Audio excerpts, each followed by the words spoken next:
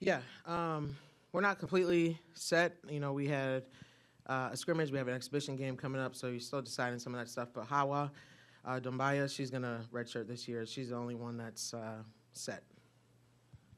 What do you see as the benefit for her of a redshirt year? Yeah, I mean, a redshirt year for anybody is beneficial. Obviously, you get to be in a system, get in great shape. You get to get some experience just playing.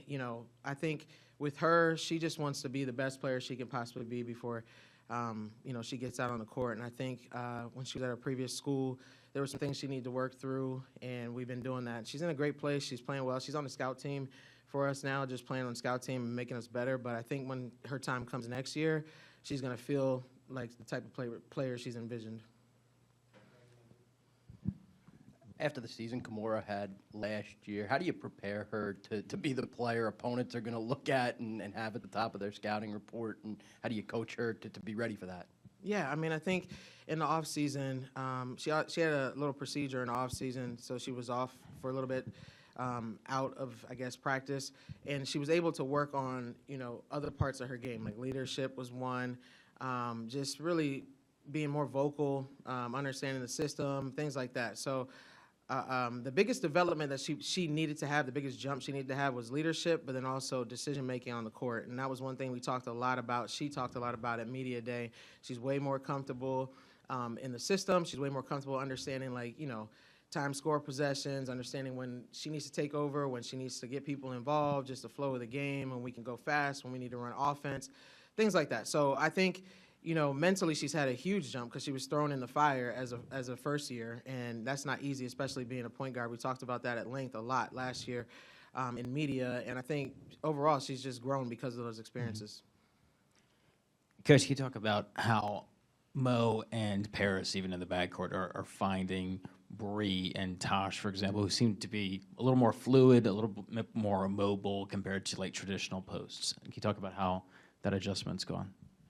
Yeah. I mean, I think again, Paris, she had a little procedure too, so she's working her way back in, and so she's not completely full go, but she's been getting better every day. But yeah, we're very athletic, so we can play fast. We have versatility. Tosh and Bree both are versatile players. They both can play the 3 and 4. So I think they play well together. Honestly, Mo, to your question, Mo P. Bree, Tosh, but then you have O, who obviously is in the mix. She's done a lot of work in the summertime just to get herself to a place where she can compete at a high level with everybody else, and I think she's looking great. I think we have other people that like athletes like Riley, who came from North Carolina, and so overall we're just more athletic, right? So we can get up and down, we can play fast. Mo and P, they play very, very fast, but now they have people that are running with them, and they feel like we can kind of get the looks we're looking for in transition. But then defensively, we can do more things I think that we haven't done in the past just because of the length and athleticism. Edessa seemed like she was more comfortable during the scrimmage when we watched her. I think it was last month. Do you feel like she grew a lot with her experience with the Swedish national team and all the experience she's had over the last 12 months? Yeah, I mean, I think it's a huge advantage for her to be able to play for her country and, get some different experiences there and continue to grow her game. But, again, she was a first year last year. We had a lot of post players in her position. She still had a great year for us. I think she, helped us win some games. And, one in particular, Florida State on the road, she played 30-something minutes, I think, in that game. We had some injuries and all that, and she stepped up. So she got thrown in the fire a little bit, too. And I think she learned the system more. I think she learned expectations and, just playing in the ACC, things like that. So she's just tougher all around. Coming in her second year, just really determined, and I think she was able to elevate her game some playing over with her national team. Hey, Coach, Frank Maloney on Who's Talking, 9-10 in Richmond. You had a remarkable end to your season last year, the huge win at home against the Hokies, and your team seemed to have finally started to gel in spite of injuries and everything else. Has that carried over to the practices this year, and how do you feel like that will help going into the new season? Yeah, I mean, I think, our returners are very hungry. There was just so many games. We were, a couple games away from the NCAA tournament, right? But there were so many games that there was controllables that we could have probably changed the outcome if we just were detail-oriented and had the same energy and effort and intent. So our returners were, for the most part, pretty young and learned a lot of lessons through all of that. So they're very hungry. The leadership has come up a lot, and I think, just the standards have been met more in practice than in the past. But I really don't like to compare the two. We're not really talking about last year that much, but just the way that they have approached the offseason and then also preseason and practices has been really impressive, kind of playing with a chip on their shoulder a bit. And then, a lot of the newcomers, obviously first years, they're learning, they're growing, but, a lot of the transfers, they didn't really like, the way that they displayed their talents where they were previously. So they're playing with a chip on their shoulder just to, prove that they have potential and that, they're great players as well. So I think the overall vibe of the group is we have something to prove. So I think that's when you're in a good place, because there's not nobody's complacent, nobody's coming into practice and not giving their all. So I like where we're at. Just from a community, a fan base standpoint, the way last year ended when you had the big crowds and there seemed to be a lot of buzz, how did that kind of carry over into the offseason for you and your players? And then how does that kind of help build the excitement back to be playing in atmospheres like that this year? Yeah, I mean, it's amazing. Hopefully, we obviously had that. Sorry, there's a fly in here, and everybody knows I hate bugs. But it's flying around here. But, that last game, obviously, Virginia Tech game, Frank, he referenced that too. Having 12,000 plus in the building was huge. Now, our crowds were great. Like, we had some really great, like North Carolina at home, that was a great crowd. I can name a bunch of them. But we want to grow this place, so that's what we're averaging, So I think, the excitement in the community has been awesome. Broke another record for season tickets sold, another program record. So we're garnering a lot of attention, and we just got to continue to, put on a show for them, for lack of a better term. But I think it's going to translate into recruiting. It's going to translate into, all areas of our program. But I love how the community is getting behind us. That was really awesome last year. That helped get us over the hump, and I think it's going to be even more consistent this year. You talked about Mo needing to improve the leadership this offseason. That's been one of the things she's worked on. How does she set the pace for the rest of the team? How does she kind of be the one to kind of lead by example? Yeah, Mo's a worker. She's never going to come into practice and just kind of coast through. She's gonna give her all, no matter if it's practice or game. And I think there's a lot to be said with leading by example. But the growth piece was just being more vocal. Holding everybody to the same standards, holding herself to the standards, or, something, if practice is going a certain way, or maybe we're not reaching our goals, or we don't have the right energy or something like that, because there's going to be days like that, with heavy course load or something like that. Just being a vocal leader and standing up and rallying the troops and making sure that we get focused. So that's where she wanted to grow the most, and that's where I've kind of empowered her to grow the most, because yes, it's one thing to lead by example, but to have that commanding presence and somebody that kind of just polices the team so the coaches don't always have to do it, I think that's going to help us take the next step. Cameron and Peyton got here late in the summer after reclassifying. Each could be a high school senior right now. How much growth have you seen from those two over the course of preseason? Yeah, I mean, it's crazy that they missed the summer because it doesn't really look like it. They've kind of just merged right in with the team seamlessly. Both are very, very competitive. Both are hard workers. Both can really shoot the ball, but then also have some other things to their game. Obviously, when you come in and even missing the summer, missing some of that strength and conditioning piece, getting stronger, getting used to the physicality of this level and the competitiveness and things like that is always going to be a learning curve. But I love how both of them compete in practice. We've had little scrimmages here and there, and I think they both have shown that, they definitely belong for sure. Hey, Coach Adam Hawes with WINA. Yonna Vaughn is someone who's been here with you all 3 of your years. Definitely saw some improvement last year. She really shined in the tournament Thanksgiving. But what has her growth been like, and what do you envision her role to be? Obviously, you've got a lot of experience in the backcourt. Yeah, for sure. I mean, Leonta's the longest tenured player under myself, and she's, third year. So she brings, obviously she knows me now, right? She knows me inside and out. She knows our system inside and out. She knows what we're trying to do and the expectations and standards. So her also being, a leader on the team is very important.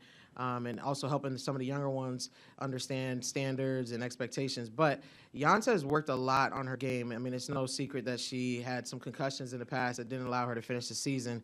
But when she got healthy from that, her summer was tremendous. I mean, she's really, really developed into a 3-level scorer, commanding presence at the point guard spot. Her pace is great. She's in great shape. So Yonta's looking really, really, really good. I mean, at ACC tip-off, Mo spoke very highly of her, and she was asked, who she thought was going to make a splash this year or is underrated on our team, and she said Yonta Vaughn, because we see it every day. She's been very, very consistent in practice. So I think, we shouldn't have any drop-off no matter, who's leading the charge from the point guard spot. Mo has always been able to shift to the 2, so that's not a problem there. You can play them together. So I just really like what Yonta, she adds depth, and she adds a lot of experience as well. Coach, it seems like just about every player on the roster who's going to play has a three-point shot to a certain extent. How have you dished out the green lights, and how green do they go? And has that been a little bit of a challenge, or just take me through that process? Yeah, I want them to feel comfortable on where they're going to get their shots, but we do want to get up some threes, especially in transition when everybody, packs the paint, things like that. So I love the fact that we have shooters. Consistency is always a thing. So I don't ever really pull back unless it becomes a trend that we're not hitting shots, and then we got to figure that out. But, the more you can stretch the defense, the more people have to be put in positions where they got to make decisions, kind of pick their poison on the court. Do you want to double inside on, let's say, a Tosh or somebody like that and then leave a shooter, or do you want to play inside one-on-one, or do you want to, double Mo? Whatever it is, they got to pick their poison. So I love the fact that we can stretch the defense and have more perimeter shooting this year. Just one more question about Peyton. When you were recruiting her, what was something that stood out? And I know talking to her after commitment, she said she really wanted to work on her physicality, kind of get into that weight room. What have you seen from her in that development? Yeah, Peyton is competitive. I mean, she is a hard worker. She's going to run every sprint hard. She's going to do everything hard, So those kind of players have greatness inside of them. She doesn't, if she messes something up, as soon as practice is over, she's working on it. And she'll probably be the last one in the gym. So I think that, she has a really, really bright future ahead of her because she's going to work for everything she gets. And then she's just physically talented. I mean, really, really, really good shooter, but then also can score at 3 levels. Defense and the physicality of the game is the thing that she's working on the most right now, but her offensive side definitely translates. And she has a lot of athleticism. She can get up there and grab the rim, and, with more strength and conditioning, who knows, But we definitely do have somebody that can dunk, but she may be the next one. But I love her competitive spirit. I love, she's just a blessing to coach. She comes in every day, ready to work, smile on her face, very coachable. She's a really good kid. I think you shared your thoughts. You were at Coach Bennett's retirement press conference. What was that like for you? And then have you had a chance to know Coach Sanchez yet since he's been here the last couple of years while you've been here? Yeah, Coach Bennett, he's awesome. And I said that in my social media post. I just really have a lot of love and respect for him. I wish I had more time to work down the hall from him, but I know he's always going to be a friend. He's a phone call away. But he's just somebody that has influenced me in my time here. He's just very positive, always encouraging. And he's just a great coach, pick his brain about things like that. And he would come sit in our practices, the humility that he operates with is just unmatched. So I have a lot of, like I said, love and respect for him. And I know, whatever he chooses to do with his time now or the next chapter is going to be great for him. And then, Sanchez, he's a great guy too. He comes from the same cloth, I think that he's going to do great things, and we're just going to be there to support him as well. But there's really great people on the other side of that hall, and I just am blessed to work here. Coach, with Cam Taylor no longer in the program, there's obviously a lot of production to replace in the front court. Who have you seen sort of stepping up so far to kind of take on that role? Yeah, even when people went down last year, I would always say, media would ask, like, well, who's going to step into their shoes, or who's going to, fill their shoes while they're out with injuries. And I always say it's by committee. So it's not just one person. I think our post players are good. I think we have a lot of depth in that position. Obviously one that really sticks out is Latasha Lattimore. Very, very athletic. She's the one that can dunk with ease, but that's not even the best part of her game. I mean, she's a 3-level scorer, really, and just defensively does so much, because she's long. She's 6'4", 6'5", just long, can block shots, rebound, run the floor, things like that. So I think she's going to have a year that maybe others didn't really see coming. She's getting healthy. She had some ACL problems in the past. She tore ACL. She's getting healthy. And playing probably her best basketball. So I love what she brings.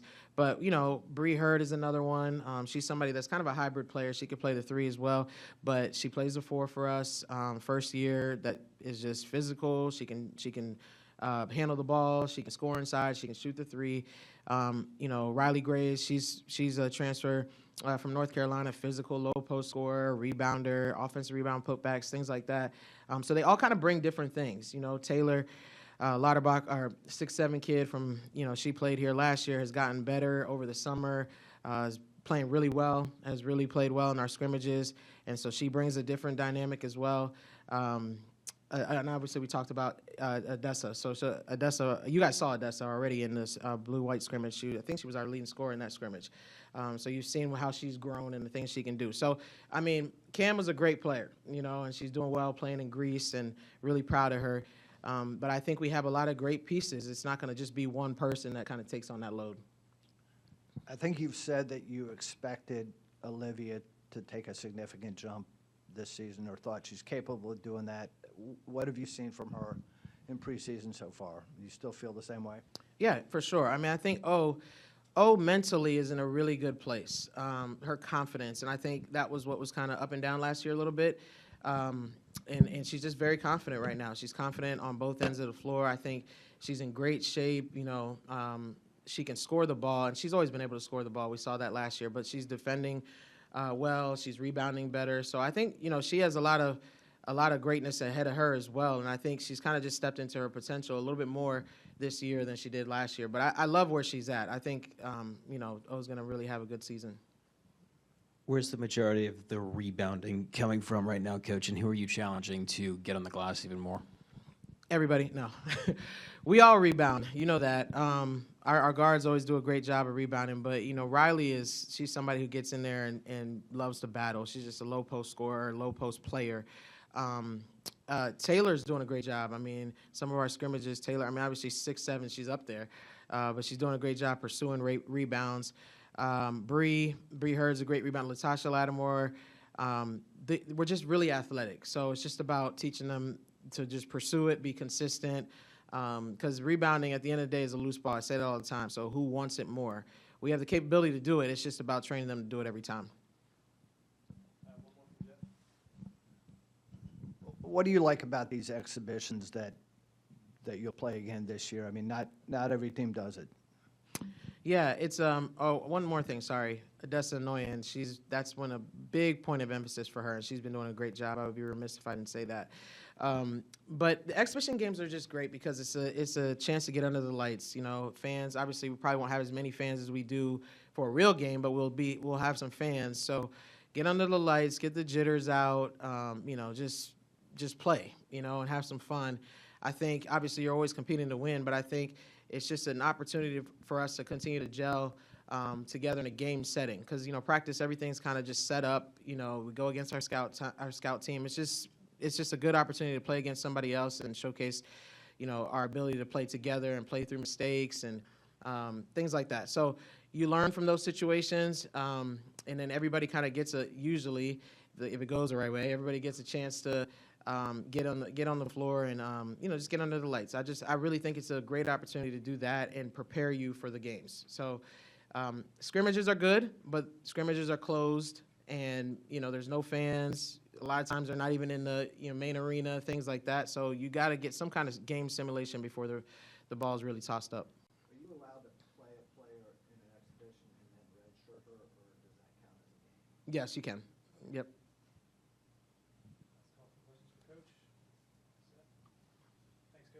Thank you.